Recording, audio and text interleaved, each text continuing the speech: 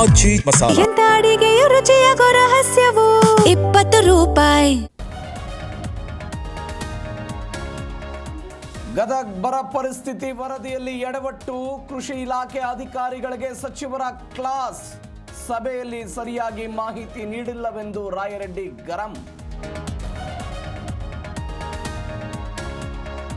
ಸಭಾಪತಿ ಸ್ಥಾನಕ್ಕೆ ಹೊರಟ್ಟಿ ರಾಜೀನಾಮೆ.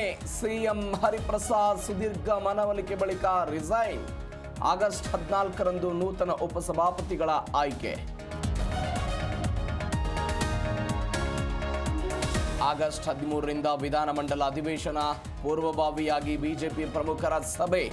ಸದನದಲ್ಲಿ ಆಡಳಿತ ಪಕ್ಷ ಕಟ್ಟಿಹಾಕಲು ವಿಪಕ್ಷಗಳ ರಣತಂತ್ರ.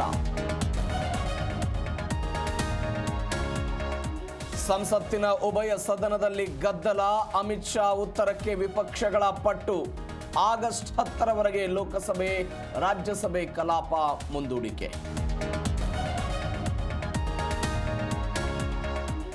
ಸಿಎಂ ವಿಜಯ್ ಪತ್ನಿ ನಡುವಿನ ವಿಚ್ಛೇದನ ಪ್ರಕರಣ.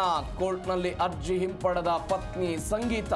ವಿಚ್ಛೇದನ ಅರ್ಜಿ ಇತ್ಯರ್ಥಪಡಿಸಿದ ಕೌಟುಂಬಿಕ ಕೋರ್ಟ್.